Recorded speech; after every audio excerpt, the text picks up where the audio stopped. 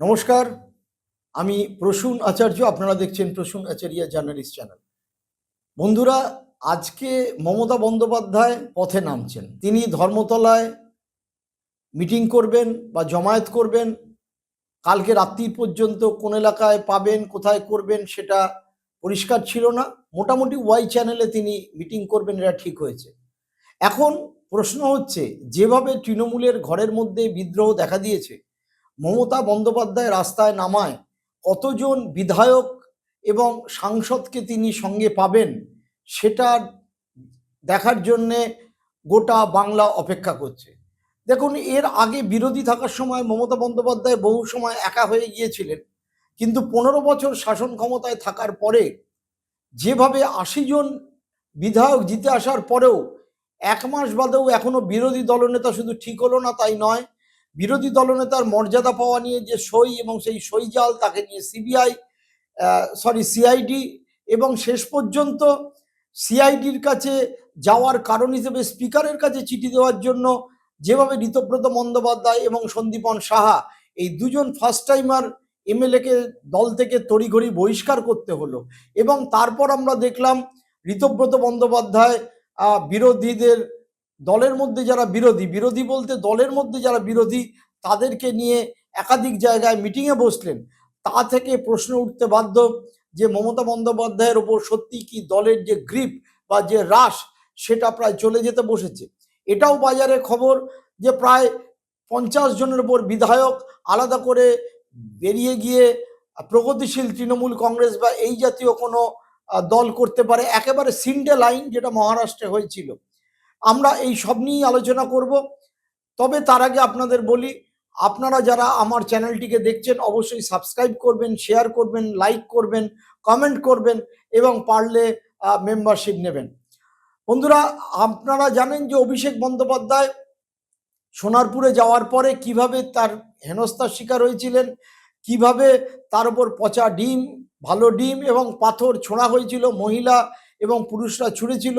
এটা নিয়ে সারা দেশে তিনি সংবাদের শিরোনামে উঠে আসেন এবং যেভাবে তিনি আক্রান্ত হন, সেটাকে কেন্দ্র করে তার আদৌ আগামী দিনকে পলিটিক্যাল লিডার হিসেবে নিজের একটা অবস্থানের ওপর তিনি দাঁড়াতে পারবেন কিনা, সেটা নিয়ে যখন আলোচনা হচ্ছিল, তখনই আমরা দেখলাম একেবারে হুট করে এমন একটা ঘটনা ঘটলো। প্রথমে সন্দীপন বিশ্বাস এবং ঋতব্রত বন্দ্যোপাধ্যায় দুজন মিলে একাধিকবার জাহাঙ্গীর ফলতার, তাকে কেন্দ্র করে তারা চেয়েছিলেন যে বহিষ্কার করা হচ্ছে না কেন পুষ্পাকে, জাহাঙ্গীরকে। তারপর তারা দুজন গোপনে গিয়ে স্পিকারের কাছে চিঠি দিলেন যে শোভনদেব চট্টোপাধ্যায়কে যে বিধায়ক দলের নেতা করা হয়েছে, বিরোধী দলের নেতা হিসেবে, তার মধ্যে অনেকে সই করেননি, সই জাল আছে, যেটার প্রেক্ষাপটে সেক্রেটারি তিনি পাঠিয়ে দেন পুলিশের কাছে, বিধানসভার সেক্রেটারি, এবং যেটা নিয়ে সিআইডি তদন্ত হচ্ছে। এবং এটা জানার পরে শেষ পর্যন্ত জানা গেল কোথা থেকে না, শুভেন্দু অধিকারী প্রেস কনফারেন্স করে বলে দিলেন যে আমরা তো কিছু ইনিশিয়েট করিনি, এটা ইনিশিয়েট করেছে সন্দীপন সাহা এবং ঋতব্রত বন্দ্যোপাধ্যায়। এটা পরিষ্কার বোঝা যাচ্ছে যে বিজেপি পেছন থেকে খেলছে। কেন ঋতব্রত বন্দ্যোপাধ্যায়, কেন সন্দীপন সাহা, সেটা নিয়েও কিছুটা আলোকপাত করব। এই ঋতব্রত বন্দ্যোপাধ্যায় সিপিএম এর শুধু অল ইন্ডিয়া এসএফআইয়ের নেতা ছিলেন না, তিনি একেবারে অমিত মিত্র ধুতি খুলে দেওয়ার যে আন্দোলন ছিল এসএফআইয়ের জঙ্গি, তাতেও যুক্ত ছিলেন। পরবর্তীকালে তিনি রাজ্যসভার সাংসদ হন। সাংসদ হওয়ার পরে তিনি এমন মহিলা ঘটিত কেসে জড়িয়ে পড়েন, শেষ পর্যন্ত সিপিএম পার্টি তাকে দল থেকে বহিষ্কার করে। বহিষ্কার করার পরে তার বিরুদ্ধে আরো মহিলা ঘটিত অভিযোগ ওঠে এবং তার নামে থানায় ডায়েরি হয়। কিছুদিন তিনি চুপচাপ বসে থাকেন, যদিও সাংসদ ছিলেন, আনঅ্যাটাচ। পরবর্তীকালে তিনি অভিষেক বন্দ্যোপাধ্যায়ের হাত ধরে তৃণমূল কংগ্রেসে জয়েন করেন। শোনা যাচ্ছে নাকি যে তার যে মামলাটি এতদিন ধরে হয়েছিল, সেই মামলাটি কোনো কারণে তৃণমূল কংগ্রেসে আসার পরে তৎকালীন আইনমন্ত্রী মলয় ঘটকের হস্তক্ষেপে মামলা বেশি এগোয়নি, নাকি সেই মামলা চাপা পড়েছিল এবং এখন নাকি বিজেপি আসার পরে সেই মামলা বেরিয়ে আসতে পারে, এই রকম একটা আশঙ্কার নাকি সৃষ্টি হয়েছে। তার জন্যই তার সারেন্ডার, তার জন্যই দিল্লিতে গিয়ে যেটা ধরা পড়েছিল শুভেন্দু অধিকারীর সাথে তার হাসি মুখের ছবি, তার জন্যই নাকি এই তার বিদ্রোহ ইত্যাদি ইত্যাদি। বাজারে নানা রকম বিষয় আছে, কোনটা সত্যি কোনটা মিথ্যে সেটা খুব স্পষ্ট হচ্ছে না। তবে এটা স্পষ্ট হচ্ছে, যেভাবে ঋতব্রত বন্দ্যোপাধ্যায় বিদ্রোহী হয়েছেন, যেভাবে ঋতব্রত বন্দ্যোপাধ্যায় তৃণমূলের দুর্নীতি নিয়ে একেবারে সরব হচ্ছেন। কদিন আগে যখন মমতা বন্দ্যোপাধ্যায় ধর্মতলা মঞ্চে সভা করছিলেন, তিনি মমতা বন্দ্যোপাধ্যায়কে প্রায় মা আখ্যা দেন। তার আগে লেনিনের সাথে তুলনা করেছিলেন। সেই ঋতব্রত বন্দ্যোপাধ্যায় বলছে পার্টিটা উঠে যাবে, ভেঙে যাবে, চলে যাবে। আর সন্দীপন সাহা কেন? কারণ সন্দীপন সাহার বাবা স্বর্ণকমল সাহা দীর্ঘদিন ধরে কাউন্সিলর, তারপর তৃণমূলের বিধায়ক, এবার তার জায়গায় এন্টালিতে টিকিট পেয়েছেন সন্দীপন সাহা। শোনা যাচ্ছে এটাও এই ক্ষেত্রেও নাকি স্বর্ণকমল সাহা কোঅপারেটিভ সংক্রান্ত যে বিষয়ে যুক্ত ছিলেন, সেইখান থেকে নাকি তার বিরুদ্ধে, এটাও অভিযোগ, নানা রকম অভিযোগ এসে জমা পড়তে পারে, অর্থাৎ তার বিরুদ্ধেও একটা অভিযোগের ঝাঁপি খুলে যেতে পারে এবং তারও বিরুদ্ধে আইনগত ব্যবস্থা নেওয়া হতে পারে। সেখান থেকেই নাকি সন্দীপন সাহাও এইভাবে ব্যাকট্র্যাক করেছেন বাবাকে বাঁচাতে। সত্যি মিথ্যে জানি না, এটা হতে পারে। কিন্তু স্বর্ণকমল সাহাও বা ঋতব্রত বন্দ্যোপাধ্যায়, এই দুজনকেই আমি বহু বছর ধরে চিনি। তো আমি ব্যক্তিগতভাবে এ নিয়ে কোনো মন্তব্য করতে চাইবো না। ব্যক্তিগত সম্পর্ক ব্যক্তিগত জায়গায়, কিন্তু ঘটনা হচ্ছে এই অভিযোগ তৃণমূলের অভ্যন্তর থেকে বারবার বলা হচ্ছে, বারবার উঠছে। এবং মমতা বন্দ্যোপাধ্যায় যেটা বলেছেন গতকাল ফেসবুক লাইভে, কি বলেছেন আপনারা একটু শুনুন। কারা সারেন্ডার করছেন, কেন সারেন্ডার করছেন? যারা অন্যায় করেছে তারাই কিন্তু আজকে গদ্দারিটা বেশি করছে। পার্টি কোনোদিন কারো কাছে পয়সা করে নেয়নি। কিছু বেনজল ক্ষমতায় যারাই থাকে ঢুকে যায় এবং তারা সুযোগটা নেয়। আবার যখন অন্য রাজনৈতিক দল ক্ষমতায় আসে তখন সেখানে তারা চলে যায়। যারা ভাবছেন এরা তাদের অ্যাসেট, তারা কিন্তু অ্যাসেট নয়। ওরা আমাদের দল থেকে চলে গেছে, আমরা বেঁচে গেছি। কারণ দলটাকে আমরা নতুন করে তৈরি করব যাতে এই ধরনের লোক আর না আসে। আর আমি সারা জীবন বলে এসেছি, তৃণমূলটা নেতাদের জন্য নয়, কর্মীদের জন্য। আমার কর্মীরা সাথে থাকলেই হবে। নেতারা ভয় পায়, কর্মীরা ভয় পায় না। যারা যারা ভয় পাচ্ছেন, পার্টির থেকে টিকিট পেয়ে এমএলএ হয়েছেন, পার্টির থেকে টিকিট পেয়ে এমপি হয়েছেন, এতদিন ক্ষমতা এনজয় করেছেন। আজকে যেই পার্টি হেরে গেছে, সঙ্গে সঙ্গে অন্য পার্টির সাথে আন্ডারস্ট্যান্ডিং। কেউ বলছে সম্পদ বাঁচাতে, কেউ বলছে পুলিশ থ্রেট করছে ভয়ে, কেউ বলছে অ্যারেস্ট করবে ভয়ে। তাহলে হাজার হাজার কর্মীরা যারা অ্যারেস্ট হয়েছে তারা মানুষ নয়? তারা আপনার জন্য খাটেনি? তারা আপনাদের জন্য করেনি? আজকে তাদের কথা একবার চিন্তা করে দেখুন। আরে আমার পরিবারের লোককে তো আপনারা প্রাণে মারতে গেছিলেন। আপনারা মমতা বন্দ্যোপাধ্যায়ের বক্তব্য শুনলেন। এটা অত্যন্ত পরিষ্কার যে ইডি, সিবিআই বা ইনকাম ট্যাক্স, তার একটা বড় ভয় রয়েছে। সেই ভয় শুধু অভিষেক বন্দ্যোপাধ্যায়ের ক্ষেত্রেই নেই, সেই ভয় রতিন ঘোষের বাড়ির ক্ষেত্রেও রয়েছে। অলরেডি সুজিত বোস জেলে চলে গেছেন, অরূপ বিশ্বাসের বিরুদ্ধে অভিযোগের মামলা হচ্ছে। আমরা দেখতে পাচ্ছি একের পর এক তৃণমূলের প্রাক্তন বিধায়ক, তৃণমূলের বিভিন্ন পুরপ্রধান, উপপ্রধান বা তৃণমূলের বিভিন্ন নেতারা নানা অভিযোগে জেল যাচ্ছেন এবং কাকলি ঘোষ দস্তিদারের বিরুদ্ধেও নানা রকম ভয়ের কথা রয়েছে। তার যে নারদা স্টিং অপারেশনের যে ব্যাপারটা ছিল, যেটা কল্যাণ ব্যানার্জি নিজেই বলেছেন। এছাড়া অরিত্র দত্তবণিক যেখানে পোস্ট করেছেন ফেসবুকে, তাতে তার বক্তব্য হচ্ছে যে কাকলি ঘোষ দস্তিদার অ্যান্ড কোম্পানি, তারা নাকি যুক্ত ছিল ডায়াগনস্টিক সেন্টারের ওই আইভিএফ ক্লিনিকের ব্যাপারে এসএসকেএম হসপিটালে, যেটা খোদ মমতা বন্দ্যোপাধ্যায় নাকি উদ্বোধন করেছিলেন এবং তার ছবিও রয়েছে। যদি বিজেপি আসে সেখানে প্রায় কয়েক কোটি টাকার ব্যবসা হয়, সেটা হাতছাড়া হয়ে যেতে পারে। সত্যি মিথ্যে সে সবই প্রমাণ সাপেক্ষ। কিন্তু এটা ঘটনা যে যেভাবে অভিষেক এই ভরাডুবির পরেও দলের একাংশের মধ্যে বারবার অভিষেক বন্দ্যোপাধ্যায়কে নিয়ে প্রশ্ন উঠছিল এবং তা সত্ত্বেও মমতা বন্দ্যোপাধ্যায় অভিষেক বন্দ্যোপাধ্যায়কেই নেতা হিসেবে মেনে নেওয়ার জন্যে সবাইকে প্রায় উঠে দাঁড়িয়ে তাকে অভিবাদন জানাতে বলেছিলেন। তাতে আমি আগেও বলেছিলাম বহু বিধায়ক, বহু সাংসদ ক্ষুব্ধ হন এবং তারপর থেকে বিদ্রোহের পরিমাণ বাড়তেই থাকে।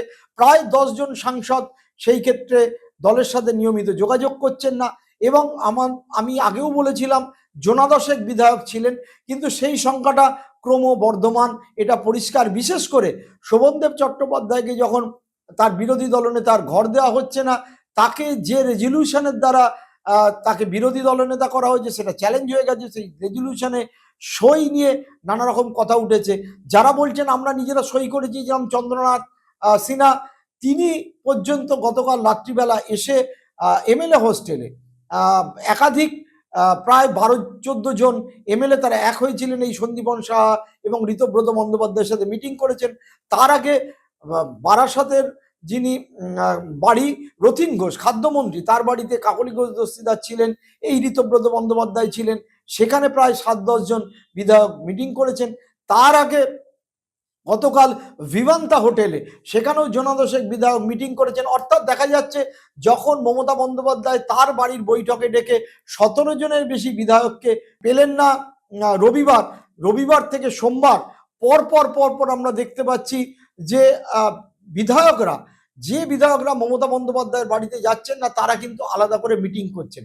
এই প্রেক্ষাপটেই এই প্রশ্ন আসে, আজকে মমতা বন্দ্যোপাধ্যায় যখন রাস্তায় নামবেন, বলেছেন আমার ধারণা তিনি রাস্তায় নামবেন, যত ছোট সবাই হোক, যত কম জমায়েতি হোক, সেই পাকা চুলের বা যাদের বয়স 60 ঊর্ধ্ব শুধু নয়, 65-70 ঊর্ধ্ব, শোভনদেব চট্টোপাধ্যায়, মদন মিত্র, অশোক দেব, এদেরকে হয়তো দেখা যাবে। কিন্তু কোথায় গেল দেবাংশু, কোথায় গেল অন্যান্যরা, কোথায় গেল এবারের জয়ী কাউন্সিলররা, এই এমএলএরা, কোথায় এমপিরা, এটা কিন্তু দেখার দিকে সবাই তাকিয়ে থাকবে।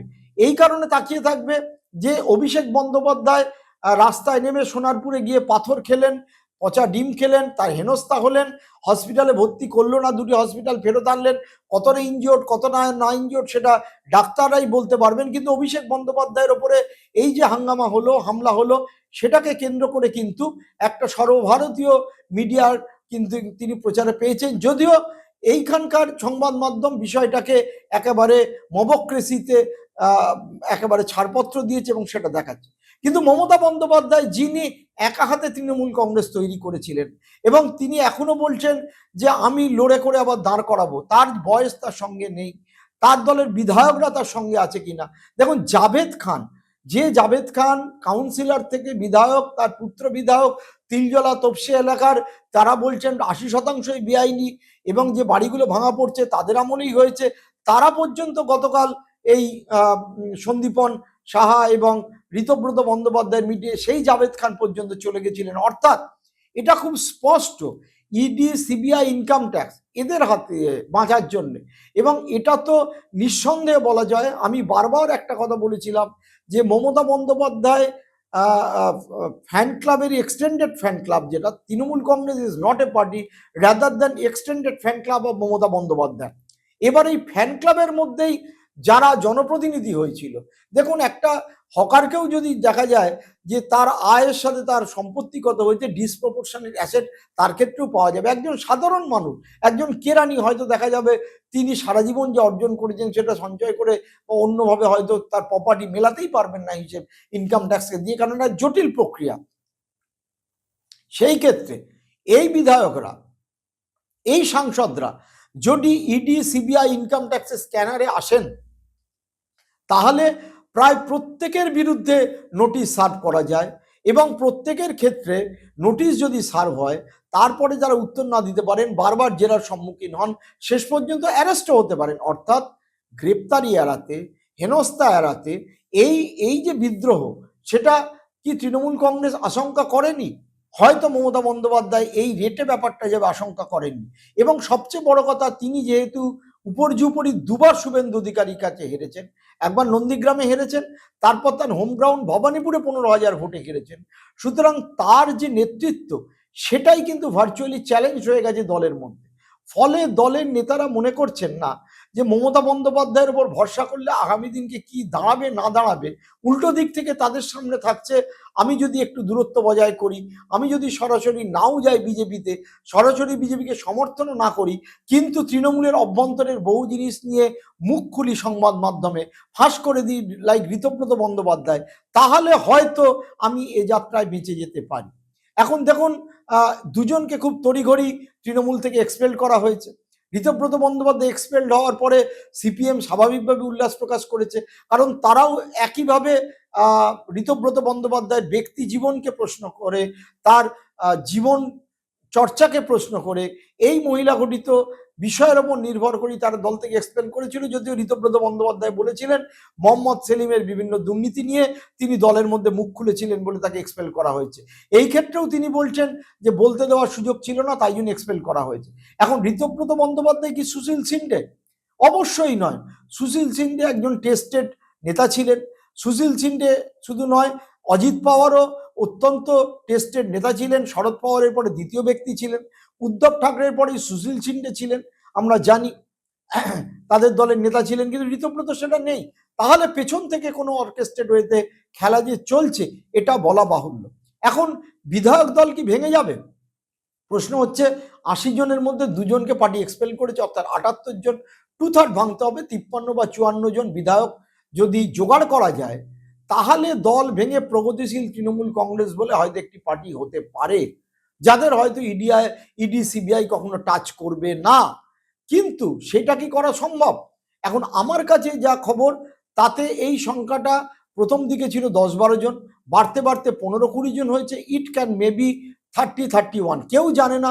তৃণমূলের অভ্যন্তরেও বোঝার চেষ্টা করা হচ্ছে যে কতজনের এই ভয় আছে, কতজন এই ভয়ে শেষ পর্যন্ত দলের দলের ডিকটেট মানবেন না, এটা নিয়েও কিন্তু দলের মধ্যেও একটা সংশয় রয়েছে।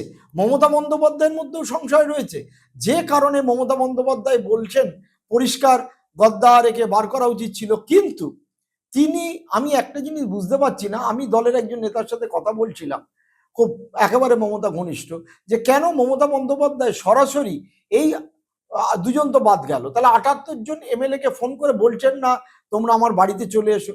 তার দুটো উত্তর পাওয়া গেছে। এক হচ্ছে এমএলএরা অনেকেই বলছেন যে আমাদের পক্ষে এখন এলাকা ছেড়ে যাওয়াটা সেফ নয়, আমরা হেনস্থার শিকার হতে পারি, আমরা প্রোটেকশন না পেতে পারি। নাম্বার 2 হচ্ছে অনেক এমএলএ ফোন ধরছেন না বা তারা অ্যাভয়েড করছেন, তারা ভয় পাচ্ছেন যে তারা নানাভাবে হেনস্থা সেন্ট্রাল এজেন্সি দ্বারা শিকার হতে পারে। এখন ফলে যে মমতা বন্দ্যোপাধ্যায় কাউকে দলের মধ্যে উঠতে বললে উঠতেন, বসতে বললে বসতেন, সেই মমতা বন্দ্যোপাধ্যায় কিন্তু একদম সুনির্দিষ্টভাবে বলতে পারছেন না যে তার পেছনে বিধায়করা র্যালি করে যাবেন। আমি বারবার বলছি যে শুভেন্দু অধিকারীদের মূল লক্ষ্য বা বিজেপির মূল লক্ষ্য কিন্তু বিধায়ক দল নয়, রাদার দ্যান সংসদীয় দল ভাঙা। এবং সেখানে যদি ২৭ জন ২৯ জনের ২৮ জন হয়েছে, আরও একজন রিজাইন করেন, ২৭ জন, অর্থাৎ ১৮ জনের দরকার। অলরেডি ৮-১০ জন কিন্তু তাদের বেসুরো শোনা যাচ্ছে, এবং তাদের মধ্যে একটা বড় সেকশন হচ্ছে চিত্র তারকা, যারা একেবারে প্যারাসুটে করে এনে মমতা বন্দ্যোপাধ্যায় তাদেরকে ভোটে জিতিয়েছিলেন নিজের ছবি দিয়ে। কিন্তু সংসদীয় দলটা তো পরেকার কথা, তাহলে বিধায়ক দলটার কি হবে? মমতা বন্দ্যোপাধ্যায়কে কি দলের নেতৃত্বের বড় অংশ মেনে নেবে? তারা কি মমতা বন্দ্যোপাধ্যায় কি শেষ পর্যন্ত তার দলের গ্রিপ ধরে রাখতে পারবে? যদি ধরে রাখতে না পারে তাহলে কি দাঁড়াবে? এটার দিকে কিন্তু সকলে তাকিয়ে আছে। এবং মমতা বন্দ্যোপাধ্যায় কালকে যেটা বলেছেন পরিষ্কার, যে গ্যাঁজা কেসের ভয় দেওয়া হচ্ছে, ইনকাম ট্যাক্সের ভয় দেওয়া হচ্ছে। দেখুন, মমতা বন্দ্যোপাধ্যায়ের আমলেও কিন্তু এই সিআইডির ভয়, ইডি বা ইনকাম ট্যাক্সের তাড়াতে ছিল না, এই গ্যাঁজা কেসের ভয়, এই মিথ্যে মামলার ভয় দেখানো হয়েছিল। হয়নি বললে হবে না। এই খেলাটা কিন্তু তৃণমূল কংগ্রেস যখন সরকারে ছিল তখন আমি সুনির্দিষ্টভাবে জানি একাধিক বিধায়কের ক্ষেত্রে সেই খেলা হয়েছিল, যার ফলে তারা দলবদল করেছিলেন। তার মধ্যে আবু তাহের একজন, তার মধ্যে মানস ভূঁইয়া একজন। ফলে আজকে যখন সেই খেলা বিজেপি সুকৌশলে প্রয়োগ করতে শুরু করেছে, তখন শুধু চিৎকার করে কান্নাকাটি করলে কিন্তু হবে না, তাতে দেখতে হবে যে তার দলের কতজন এই চক্করে আসেন। দ্বিতীয় প্রশ্ন হচ্ছে জয়া থেকে শুরু করে, তৃণাঙ্কুর থেকে শুরু করে, দেবাংশু থেকে শুরু করে, যে ইয়াং ব্রিগেডকে অভিষেক বন্দ্যোপাধ্যায় নেতৃত্বে তুলে আনার জন্য সচেষ্ট ছিলেন, এবং তাদের মধ্যে রিজু দত্তকে অলরেডি দল থেকে বহিষ্কার করা হয়েছে স্পোক্সম্যান থেকে। তাদের একটা বড় অংশ ছিল অরূপ চক্রবর্তী, যিনি অলরেডি ছেড়ে দিয়েছেন দলের মুখপাত্র হওয়ার অংশ। এরকম অনেকেই ছাড়তে শুরু করেছেন। অভিষেক বন্দ্যোপাধ্যায় যে অংশটাকে তুলে এনেছিলেন, যে ইয়াং জেনারেশন, তারা কিন্তু একেবারে সঙ্গ মারাচ্ছেন না। আজকে দেখা দরকার যে মমতা বন্দ্যোপাধ্যায়ের এই অনুষ্ঠানটা যে খুব সাফল্যমণ্ডিত হবে আমার তা মনে হচ্ছে না, কিন্তু শেষ পর্যন্ত কতজন র্যালি করে, মমতা বন্দ্যোপাধ্যায় কি বার্তা দেন, তার দলের এমন একটা পর্ব যেটা ভাঙন পর্ব বলা চলে ভোটে হারার পরে এত দ্রুত হবে, সেটা কিন্তু প্রথম দিকে কিন্তু বোঝা যায়নি প্রথম কয়েকদিন। কারণ আমাদের মনে হয়েছিল 41% ভোট আছে, 80 জন বিধায়ক আছেন, 42 জন সংসদীয় দল আছেন, তার মধ্যে 28 জন রয়েছেন লোকসভায়, তার মধ্যে 13 জন রয়েছেন রাজ্যসভায়। এই দলটা কি করে কর্পূরের মতো এত দ্রুত ভাঙবে? কিন্তু দলের মূল ইডিওলজিক্যাল বেস এত উইক ছিল, এত নেতা নেত্রীরা অ্যারেস্ট হচ্ছে, বিভিন্ন জায়গায় হেনস্থা হচ্ছে, মার খাচ্ছে, বিশেষ করে সেন্ট্রাল এজেন্সির ভয়, সব মিলিয়ে গোটা ব্যাপারটা এমন দিকে টার্ন নিচ্ছে যে প্রশ্ন উঠতে শুরু করেছে শেষ পর্যন্ত মমতা বন্দ্যোপাধ্যায় দলটাকে ধরে রাখতে পারবেন কি পারবেন না। সিপিএমও এই দিকে তাকিয়ে আছে, কংগ্রেসও এই দিকে তাকিয়ে আছে। এবং সবচেয়ে ইন্টারেস্টিং কথা হচ্ছে যে 30-32 জন মুসলিম বিধায়ক জিতে এসছেন, তাদের মধ্যে কিছু বিধায়ক পর্যন্ত এই মমতা বন্দ্যোপাধ্যায়ের যে ডিক্টেট বা মমতা বন্দ্যোপাধ্যায়ের আদেশ অমান্য করেছেন এবং তার সাথে না গিয়ে এই ঋতব্রত বন্দ্যোপাধ্যায় এবং সন্দীপন সাহাদের সাথে মিটিং করেছেন, যাদেরকে এক্সপেল করা হয়েছে, তাদের সাথে 5 ঘন্টার মধ্যেই তারা মিটিংয়ে বসেছেন। অর্থাৎ মুসলিম বিধায়ক, আমরা যেটা মনে করছিলাম যে তারা মুসলিম বিধায়করা কোথায় যাবেন, তারা তো বিজেপির পক্ষে যেতে পারবেন না, তার মানে তাদেরও এমন কিছু বিষয় রয়েছে যে তারা পর্যন্ত ভয় পাচ্ছেন যে না ভাই, আমি যদি ডিস্টেন্স মেনটেন করতে থাকি কালীঘাটের থেকে, তাহলে হয়তো এই যাত্রা আমি বেঁচে গেলাম। তো এইটা যদি ক্রমাগত বাড়তে থাকে, সেই দিকে সকলে তাকিয়ে আছেন, মমতা বন্দ্যোপাধ্যায় তাকিয়ে আছেন, তার বাড়ির লোক হেডকাউন্ট করছে। এই যে কারণে বারবার ডাকা হচ্ছিল, প্রথম দিকে 77 জনের আসে, 70 জনের ওপর ছিল সংখ্যাটা, তারপরে ক্রমশ কমতে শুরু করে, 50-এর ঘরে দাঁড়ে, তারপর সেটা 20-র নিচে নেমে যায়। এবং আজকে দেখার যে শেষ পর্যন্ত এই যে মমতা বন্দ্যোপাধ্যায় রাস্তায় নামবেন, নিশ্চয়ই কিছু বিধায়ক তার সাথে থাকবেন, কিছু পরাজিত প্রার্থীও থাকবেন, কিছু কাউন্সিলর থাকবেন, কিন্তু কতজন এমপি তার সাথে থাকেন, কতজন বিধায়ক তার সাথে থাকেন, সেই দিকে কিন্তু আমাদের যেরকম নজর থাকবে, মিডিয়ার যেরকম নজর থাকবে, সেরকম বিজেপির নেতৃত্বের নজর থাকবে। শুধু বিজেপি নয়, সেই দিকে তাকিয়ে থাকবে সিপিএম নেতৃত্ব, সেই দিকে তাকিয়ে থাকবে কংগ্রেস নেতৃত্ব। কারণ এখনো পর্যন্ত মমতা বন্দ্যোপাধ্যায়ের সবচেয়ে বড় যে বার্তা তিনি পাচ্ছেন সেটা রাহুল গান্ধীর কাছ থেকে। অভিষেক বন্দ্যোপাধ্যায়ের আঘাতের পরেও রাহুল গান্ধী মমতা বন্দ্যোপাধ্যায়কে ফোন করেছিলেন এবং মমতা বন্দ্যোপাধ্যায় সেটা মিডিয়ার সামনে বলেন। এখনো তিনি ইন্ডিয়া জোটে আছেন এবং ইন্ডিয়া জোটে গিয়ে মিটিং করবেন তিনি বলছেন। কিন্তু তা সত্ত্বেও কংগ্রেস জানে যে মমতা বন্দ্যোপাধ্যায় যতবার সশস্ত্র হয়ে নিজের পায়ে দাঁড়ান, তক্ষুনি আবার কংগ্রেসের সাথে তিনি চোখ পাল্টি করেন। ফলে কংগ্রেসও সেদিকে তাকিয়ে আছে যে ফাইনালি কি দাঁড়াবে। অর্থাৎ আজকে একটা পরিষ্কার বোঝা যাবে যে তার সাথে কত লোক এলো, তিনি কতটা ভাঙন রক্ষা করতে পারলেন। এবং আমরা তাকিয়ে থাকবো এই ঋতব্রত বন্দ্যোপাধ্যায়, সন্দীপন সাহা বা কাকলি ঘোষ দস্তিদার, তাদের সাথে কত লোক শেষ পর্যন্ত আসছে, কি দাঁড়াবে শেষ পর্যন্ত ফলাফল। শেষ পর্যন্ত বিজেপি নেতৃত্ব কি পেছন থেকে খেলে এটাকে ভাঙবে? আরএসএস কি বাধা দেবে? শুভেন্দু অধিকারী কি চাইবেন? বা শ্রমিক ভট্টাচার্য, দিলীপ ঘোষরা বাধা দেবেন? এই প্রশ্নগুলোর উত্তর কিন্তু আজকেই পাওয়া যাবে না, কিন্তু আজকে তার কিছু ঝলক দেখা যাবে, কিছু সূত্র দেখা যাবে, কিছু অনুমান করা যাবে। আমরা সেদিকেই তাকিয়ে থাকবো। আপনারা সকলে ভালো থাকুন, আপনারা দেখতে থাকুন প্রসূন আচারিয়া জার্নালিস্ট চ্যানেল। সকলে আর কাছে নমস্কার জানাই, চ্যানেলটি সাবস্ক্রাইব করুন।